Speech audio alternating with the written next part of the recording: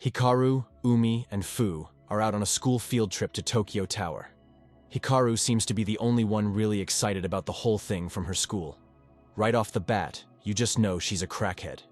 She bumps into Umi and Fu, and three of them are suddenly teleported to another world by some young lady. They land on a flying fish which carries them around the place. Meanwhile, High Priest Zagato and his vice commander, Inuva, are watching the girls through a mirror. The flying fish drops the girls on a cliff, and Umi starts freaking out already about missing her fencing match. This one is too privileged to read the room.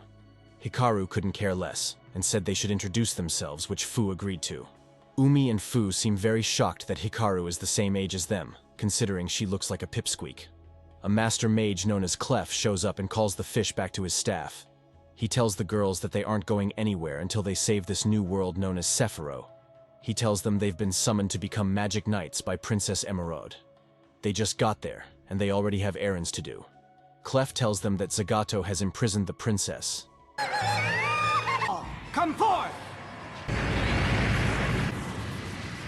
And then he gives them some magical apparel.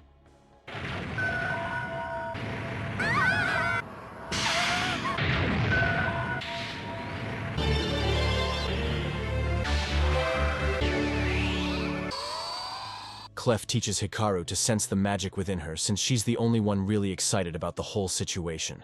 Umi is the only reasonable one among these three. One of Zagato's minions known as Alicone comes to kill them, but Clef summons a griffin to carry them away. Alicone was originally one of Clef's pupils, and she couldn't be less bothered about meeting her former master. She summons some wolf creatures to fight him while she sets off for the girls. Meanwhile, Clef gets ambushed by Zagato from behind as Alcyone leaves. Alcyone corners the retro Powerpuff Girls, and Hikaru uses fire magic to attack her, which burns up her horse.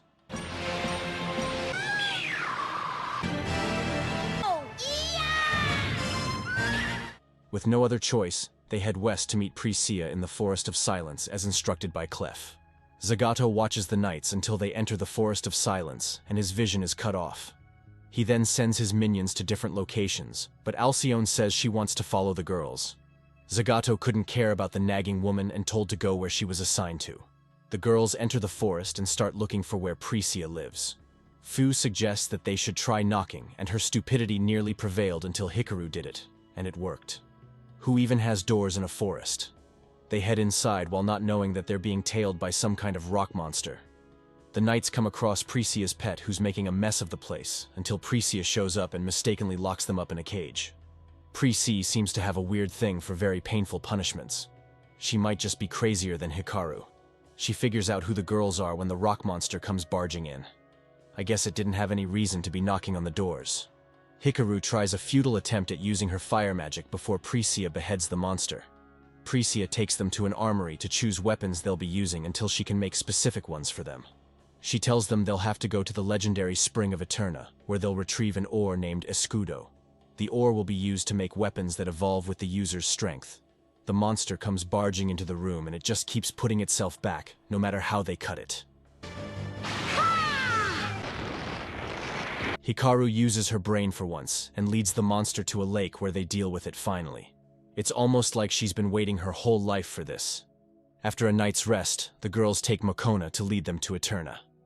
Mokona keeps bouncing around the forest like a deranged creature while the girls are barely keeping up. They keep bumping into monsters along their path. Hikaru is the only reasonable one killing the monsters, while Umi and Fu might as well just be as good as furniture lying around the place. When one of the monsters captures Umi and Fu, a guy named Ferio comes to their rescue. Ferio lies about being a hunter and offers to escort them in exchange for food. Mokona makes a lot of food appear from thin air, which reveals Ferio to be a hungry glutton. Fu still doesn't trust, and he then tells them that he's a swordsman who ran away from Zagato after trying to confront him. The girls don't buy his story and try to shake him off along the way, but he remains quite persistent.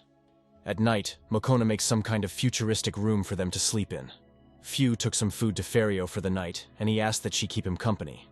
Fu just ran away immediately from the creepy guy. Pretty sure he wanted to do unspeakable things to her that night. The girls continue their escapade the next morning while Ferio slowly follows them. It was almost as if Mokona was trying to get them killed because they kept encountering too many monsters. They eventually met a horde of the creatures, and Hikaru decided to ask Fario what was going on. He said there was a rock that was making the monsters more hideous and stronger. Fario tells them a story of how the princess saved him, and he wants to return the favor, but he is most likely still lying. Hikaru and Umi go to distract the monsters, while Fu and Fario wait for the right time to destroy the rock.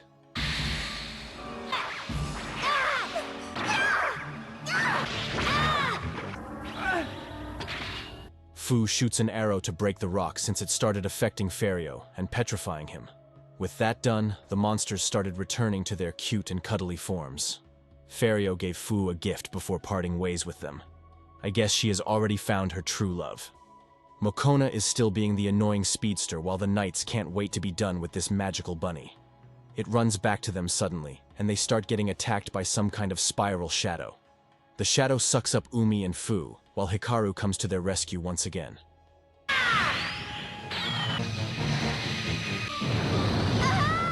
They continued their journey with Mokona in the lead, and they arrived at a deserted town, or so they thought. They got caught in a trap that sprung up, and the villagers appeared to finish up the job. A large monster showed, and the villagers decided to leave the knights as a peace offering. The monster was less concerned about the knights until Hikaru decided to save a mother and child who were about to meet their end. It cut the net they were trapped in, and Umi got to kill the monster before it attacked Hikaru. Finally, someone else saves the redhead this time. While they tried to get the attention of the villagers, Umi got hit by an attack from Alcyone. The sorceress started attacking Hikaru after stating how madly in love she was with Zagato. Of course, it had to be a love thing. Despite her magic power getting stronger, Hikaru wasn't holding up well against Alcyone. Through Mokona, Umi was able to communicate with Clef and unlock her magic powers. She summoned a water dragon just like Kakashi and was able to save Hikaru before she met the pearly gates. Through Mokona and Clef once more, Fu unlocked her powers and healed her comrades with the wind. With their powers unlocked, the Magic Knights continue their journey to Eterna. After losing miserably for the second time, Alcyone begged Zagato to give her one more chance to deal with the Magic Knights. Meanwhile, the knights arrived at a lake and entered the boat there. The lake then transformed into a monster and started attacking them. Umi decided to fight water with water, and she defeated the creature. I have no idea how that logic even worked out. They finally arrived at the legendary spring of Eterna, but unknown to them, Alcyone was still on their tail. The spring was two-dimensional, and they could only see it well by looking from above. They jumped inside and got separated. Then they were met with images of people or things which were close to them. Hikaru faced her pet dog, Hikari. Umi faced her parents, and Fu faced an image of herself. With the words of advice from Princess Emeraude who appeared to them, the Magic Knights defeated the foes who stood before them. Still, I can't believe Fu had to face herself as who she held dear. Talk about a crazy narcissist. The Escudo ore appeared before them, but Alicone showed up to ruin the party. The water monster they defeated earlier sprayed some poison on them, and it started to take effect. Luckily, the ores got absorbed by their gloves, and it, in turn, improved their armor. The knights then used their magic to take down Alicone. Hopefully, she will stay down this time. The girls started going back to Prisia to give her their ores. After sending Alicone out, Zagato sent another minion named Ascot, after the knights. While the girls are on their way, Mokona pops up a transmission from Clef. The mage tells them that they need to hurry since Chefiro is crumbling. If Sephiroth fully crumbles, they won't be able to return to their world. Umi completely loses it at the thought of never being able to have ice cream again. At Prisia's place, the Master Smith remembers how Clef brought her to the Forest of Silence to protect her from Zagato's grasp. At the same time, Ascot summoned a creature and told it to follow a red orb. He threw the orb and it entered into Prisia without her knowing. The knights got back and Prisia got to work immediately. She said she didn't need tools to make the weapons. You just know she's most likely the greatest fraud of a smith there is. Prisia continued making the weapons while the knights went out to deal with the creature that Ascot sent. Their magic wasn't working as the monster grew stronger and more resistant to their spells. The slug kept eating the attacks like it was a drive-thru, and it was going to have everything on the menu.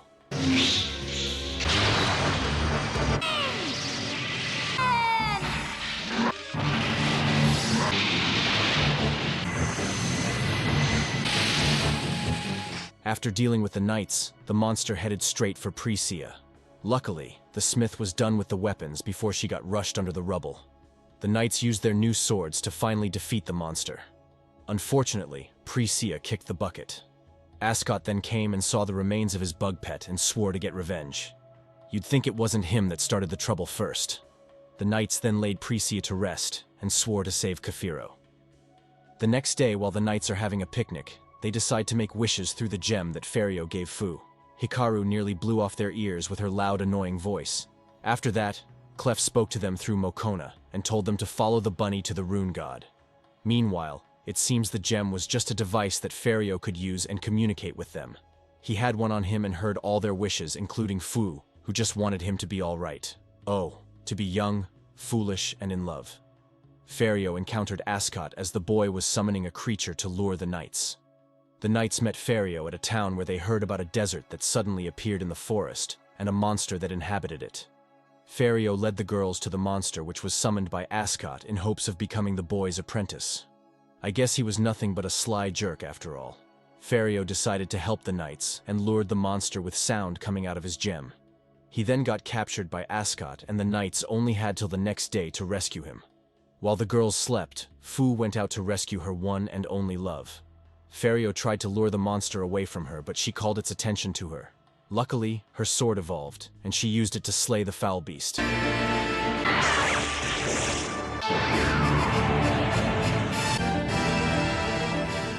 Hikaru and Umi showed up as Ferio left. Umi started throwing a tantrum because Fu's sword had evolved. Of course, the spoiled brat is jealous. Ascot, on the other hand, wept as another of his pets had died. Ascot summons yet another beast to deal with the magic knights. I swear this brat just doesn't know when to give up. While they followed Mokona, the knights came across numerous dead animals that had been killed by a rock monster. Hikaru rushed to attack the monster and save a baby animal that had its foot stuck. Fu destroyed the monster thanks to Umi acting as bait. With Mokona's help, they healed the baby animal, but it kept following them. It was no surprise that Hikaru immediately named the animal Hikari, after her pet dog. I've never seen a supposed hero be so gullible. Unknown to them, that little creature was the beast that Ascot summoned to deal with them. Hikaru and Hikari were nowhere to be found when Umi and Fu woke up the next morning. Hikaru was out playing with her new pet, and it led her to a field of flowers. While Fu and Umi looked for her, Hikari transformed into its wolf form. The girls found Hikaru and were about to attack the wolf, but Hikaru protected it. As I said, Hikaru has to be the dumbest of the three. She got slapped by the monster, and the other two tried to attack it, but they got beat up as well. Hikaru still believed the monster was her pet, but Ascot's word took over, and it started burning the whole forest and field. With the power of friendship, just like in the fairy tale anime, Hikaru was able to strike down the beast with her evolved sword. The knights continued their journey to revive the rune god. Umi woke up from a dream where she was losing a fencing tournament. All she could think about was the tournament, and wondered why she had to be running errands in a new world. Meanwhile, Alicone was able to persuade Ascot to free her. In return, she would make his monsters stronger. These guys are just a bunch of sore losers who don't know when to quit. The Magic Knights got frustrated at Mokona, who was acting like a foolish guide. Umi ended up playing whack-a-mole in a bid to try and kill the silly creature. Alicone managed to deceive Ascot and used his monster as a power source to freeze the entire landscape where the Magic Knights were. Hikaru and Fu were looking for Umi, but only found Mokona frozen solid. Umi, on the other hand, found herself back at Tokyo Tower. Everyone was doing the mannequin challenge while Umi was the only one able to move. After walking around so much, Kiaru and Fu passed out due to the extreme cold. Alicone showed up but started panicking because there was one of them missing. Zagato is definitely going to feast on her when he finds out. Umi managed to escape her hellhole and return to Sephiroth. She saw Alicone about to kill her fellow knights and began to fight her. Yeah! Umi defeated Alicone when her sword evolved, which in turn destroyed Ascot's monster as well. Zagato managed to forgive Ascot thanks to Caldina and gave him another chance. Ascot summoned yet another creature from the water known as Capella. Seriously, where does he get them, and how does he remember all their names? The knights finally arrived at where the rune god was. Mokona summoned a device that took them down to an underwater shrine. When they arrived, Umi started acting like a possessed child. I've always known there was something wrong with her. Hikaru and Fu caught up with her inside a room where she stood in front of the statue of a dragon. Umi's body started glowing, and the dragon responded. It said its name was Selech, and it was the legendary rune god. Seleche threw Hikaru and Fu out of the room. Then, they had to fight Ascot's new monster, which was really beating them up. While Hikaru and Fu were getting beat up, Umi had to prove that she was worthy of the dragon. Hikaru defeated the monster by slashing the gem on its forehead. This revealed Ascot, who was controlling it. The little boy started nagging about how the knights kept killing his friends. Just what kind of childhood did Zagato give this boy? The monster got up again and started going on a rampage. It barged into the room where Umi was, but Hikaru and Fu told her to continue with her test while they fought it. Selechi told Umi to run away, but she decided to fight together with her fellow knights.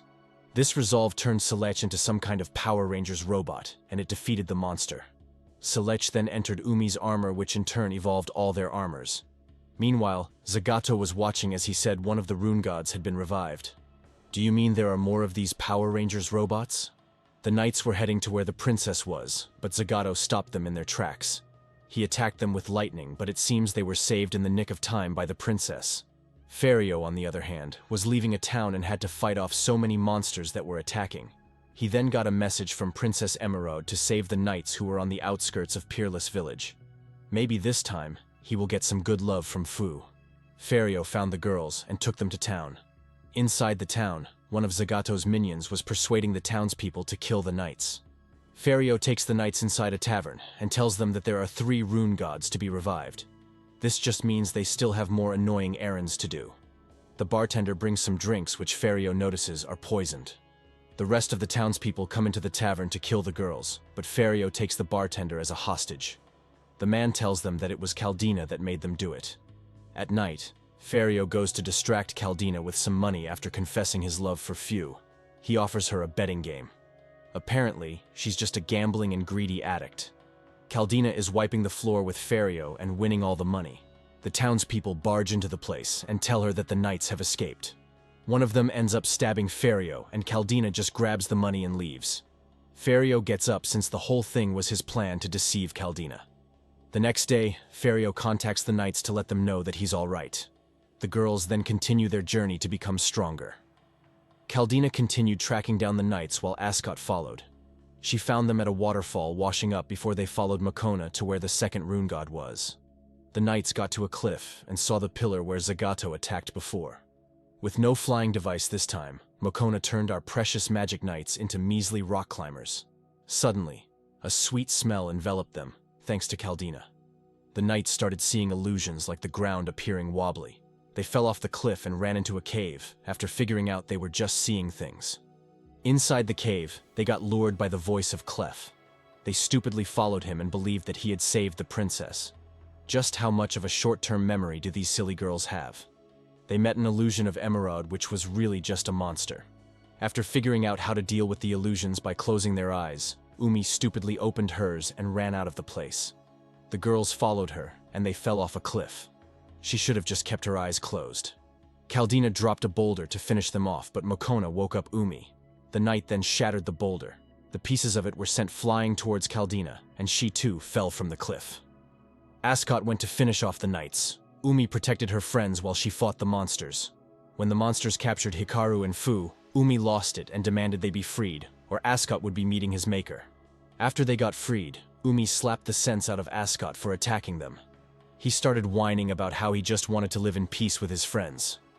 Why would a little kid be friends with monsters? Umi asked him to be friends with them, and he agreed. Ascot was trying to get Caldina to forget about the knights.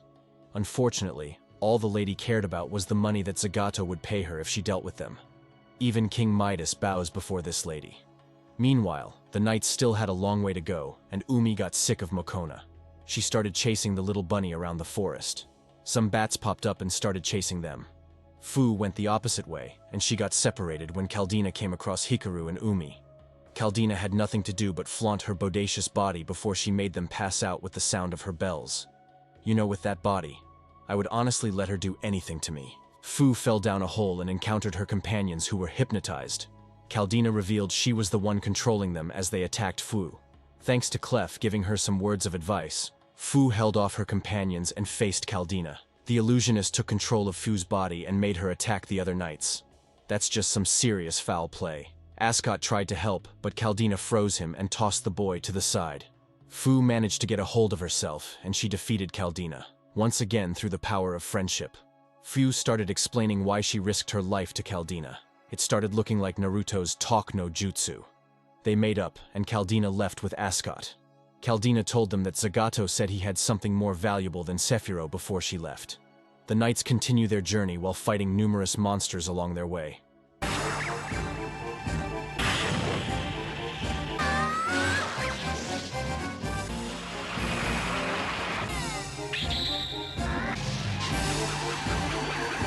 The mood gets really sad when Karaku remembers Prisia, who has passed. Her companions manage to cheer up the crackhead. Then Mokona pops as usual after the battle. It's definitely using the Gersel as bait for these monsters. Mokona shows them a map to reveal how far they've traveled through the land. Fu mentions that it's just like a video game, and Hikaru asks her what that is. Apparently Hikaru's family runs a dojo, and she has 3 brothers. I still don't see an excuse as to why she doesn't know what a video game is. No wonder she's a very dull girl. Hikaru follows Mokona, who got distracted. Then a bright light suddenly comes and takes Fu and Umi away. After talking to Clef, who was of no help, Hikaru tracked down her friends with Mokona's map. Despite her many injuries, Hikaru kept pressing on. Mostly because she's a stubborn meathead. She got to a cliff and the light started coming for her. Mokona pushed her out of the way and she fell down. Hikaru figured that the light was attracted to Blood and managed to climb out and lure it. With her sword and magic, Hikaru defeated the monster. Umi and Fu were confused as to why she was injured, when they were busy being useless all the time. Fu healed them, and they continued to find the next rune god. Despite the defeat of his comrades, Inuva asks Zagato to allow him to go and defeat the magic knights. These guys never really learn their lessons.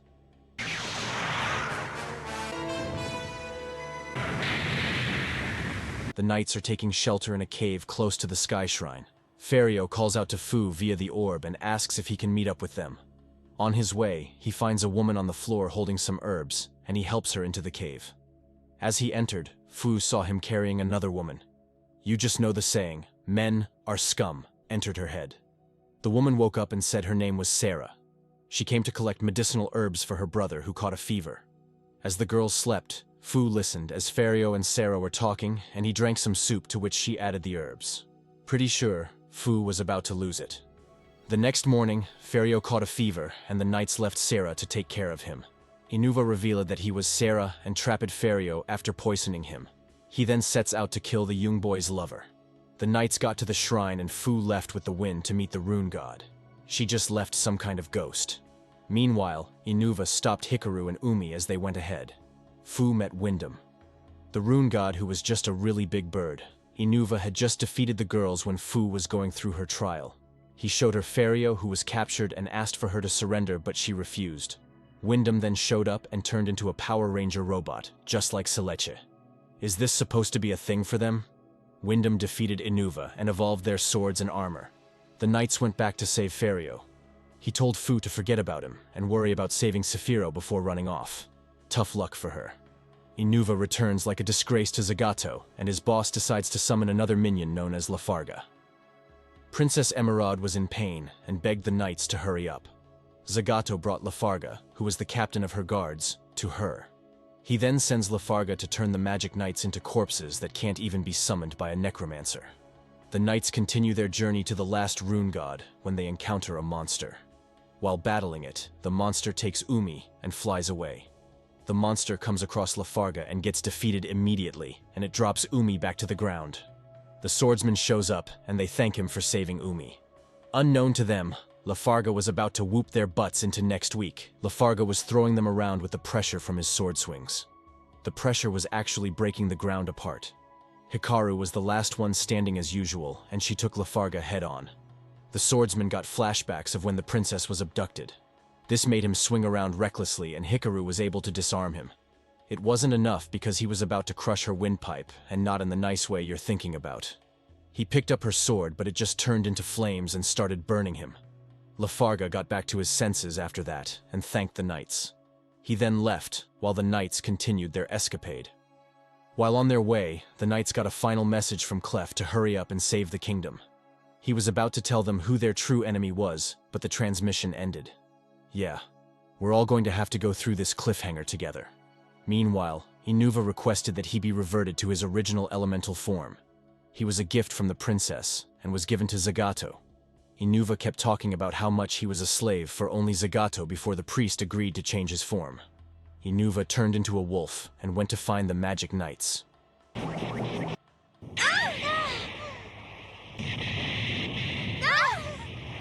In his beast form, Inuva approached the knights and started attacking them.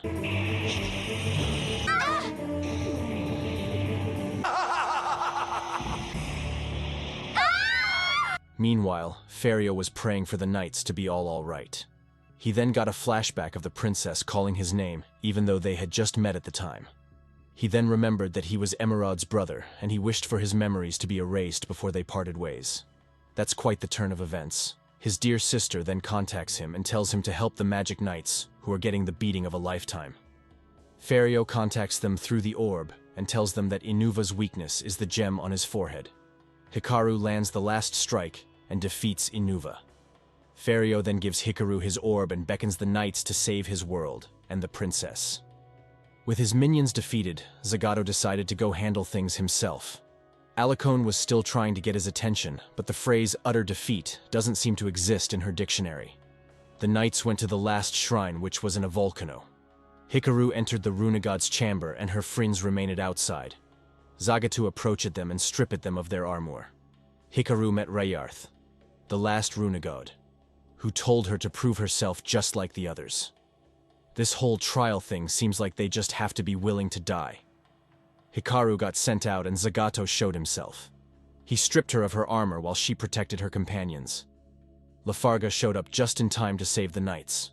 He then faced Zagato in battle, but was no match for the high priest. Hikaru still protected Lafarga, who was about to be killed. This girl really has a couple of screws loose in her head. After talking about how she would save Shafiro, Lafarga still protected her from Zagato's attack. Hikaru then took on Zagato's attacks again. That's when Rayearth showed up to save her and gave her new armor and a really cool red cape. I still don't know how these rune gods are robots in a medieval world. After Hikaru wounded Zagato, he retreated. With the 3 rune gods, the girls were ready to become true magic knights. The knights then headed out to save the princess. With Sephiroth on its last legs and the final hours drawing close, the magic knights rushed to face off against Zagato and save the princess. The knights recalled their adventures and the foes they faced, including the ones that just never know when to give up. With the last of her magic, Princess Emerald pointed the knights to where she was. Emerald then healed Zagato, who was wounded, and he whispered some words to her. Alicone, who was eavesdropping, couldn't believe whatever he told the princess, but Zagato just told her to leave his sight. It's really tough love for the girls out here. The knights drew close to the castle where the princess was imprisoned.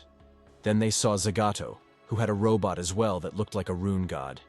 He said he created it for the sole purpose of defeating the knights. That just means he was thinking about other girls aside from Emerald. The battle began, and the knights clashed with the high priest. Even with their huge robots, the knights were still getting beat up like fools. Even with their resolve, Zagato was making quick work of them. He felt the princess didn't have to be locked up to pray for the peace of Chefiro alone. I mean, he could have just joined her to pray, but I guess kidnapping her is how his brain works. The knights combined their powers and defeated Zagato. This made the princess become completely cynical. With Zagato defeated, Princess Emerald broke out from her prison. The knights were celebrating their victory and how they would return to Tokyo. As they headed to break the barrier and save the princess, the rune gods warned them about the true enemy of the magic knights. They met the princess inside, who looked way older than she was in their visions. The princess started attacking for killing Zagato, the man she said she loved. Okay, what the hell is going on? So this whole fiasco was just a quarrel between 2 lovers? The princess also has her own robot. I'm convinced they got these things from the future. The knights were confused as to why the princess was attacking them. She was also too strong for them to handle. The younger version of the princess started talking to them and told them that the downfall of Chefiro was really her fault. It was because she fell in love with Zagato and started thinking less of Chefiro. A whole world was getting destroyed because its princess fell in love with her high priest. These writers are on something else. The knights couldn't believe they were summoned to kill a girl who was crazily in love. With their combined efforts, the knights took down the crazy pillar of Chefuro and returned to Tokyo. As they held each other, Hikaru wished to return to Chefuro to help the world. That's all, folks. Thanks for watching. Don't forget to like and subscribe for more amazing content.